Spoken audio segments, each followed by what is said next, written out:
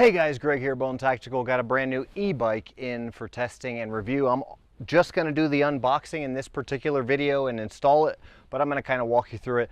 You guys have seen that I've built a bunch of these here on the channel. They all seem to come in these big boxes, but let's just kind of get right into it.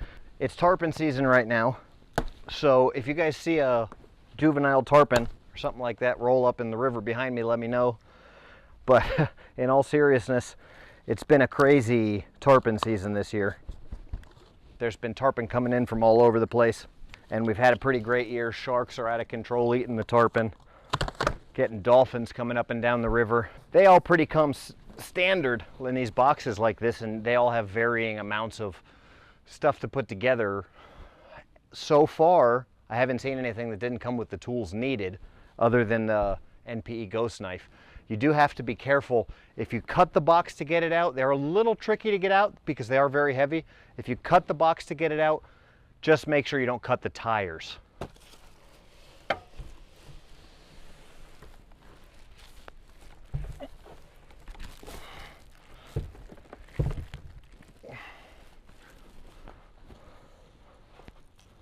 So this thing feels like it weighs a good 50-60 pounds. I'll put the link in the description below and you can check out the actual specs. It's supposed to go up 28 miles an hour, and it so far looks pretty sweet.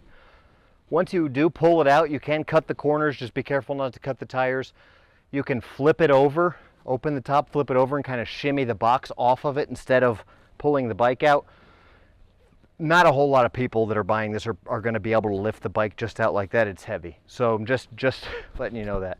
Next, you got to cut off all these zip ties, and they are really heavy-duty zip ties in this case. So take your time and make sure you don't damage anything in the process. A good sharp knife is important. So I'm noticing the tires on this are a generic brand that I haven't heard of.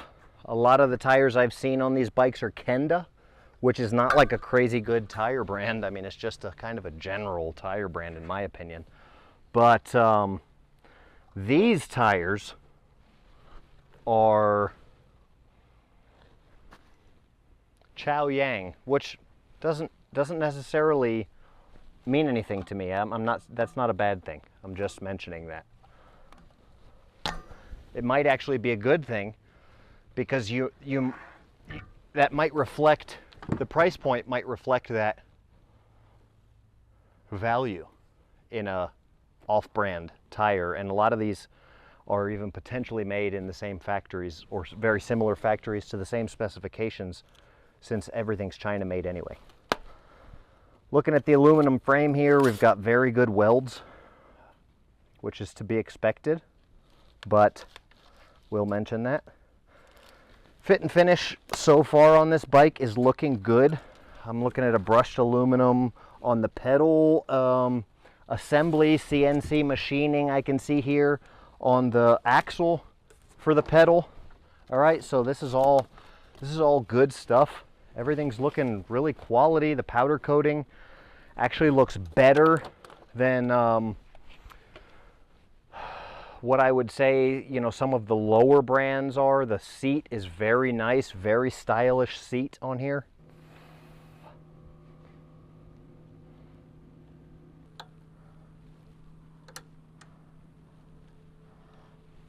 Next step is to install the handlebar.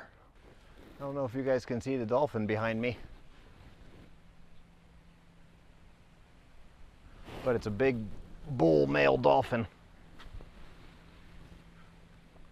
And a female now, and they're probably up here eating snook. But I'm having a bit of a, it was a little tricky getting this lined up, and now I have to put in the quick release. I'm just kind of looking it over. So the quick release goes as it comes, you know, the springs on the outside on each side, and then it's all assembled, so you take it apart and put it on there.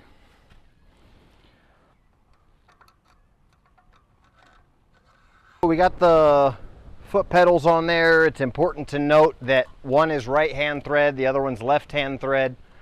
This front thing here, the light goes on and then the mud guard all kind of go together.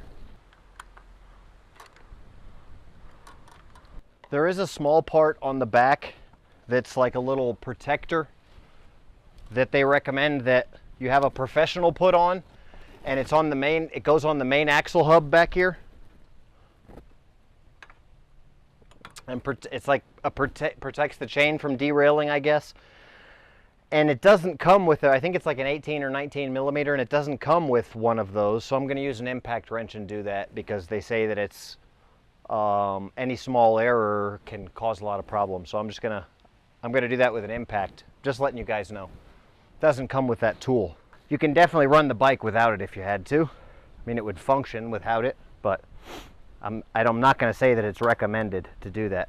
Step of installing the mud guard light. There's 2 screws on the side, 1 on top. This part's pretty self-explanatory. It's a 19 millimeter to install the derailleur. Like I say, I'm not going to recommend doing this yourself. I have no idea what I'm doing, and it says to make sure that a professional does it. But you know, sometimes you got to do what you got to do.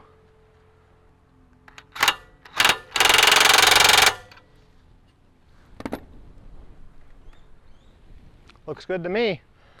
So the final thing is to check the battery display.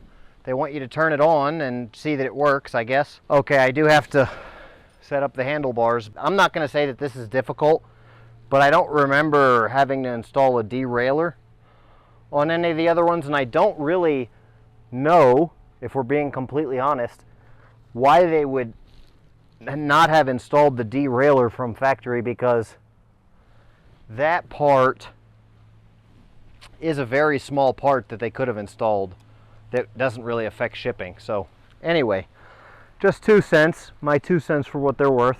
This is the assembled bike. I'm gonna go plug it in, and we'll have to do some future videos where we get it out and use it and see how it does. Pretty cool bike. Not the top of the line as far as like the best in the world, most heavy duty parts, but it looks like it's as strong as it needs to be, and looks like everything's gonna kind of be what it needs to be and do what it needs to do. Thanks for watching. Bone out. So it looks like it's got a pretty good takeoff, but one last thing before I zoom on out of here, guys, make sure you put some grease there on the bike chain. Let's go, Jones. We're out of here.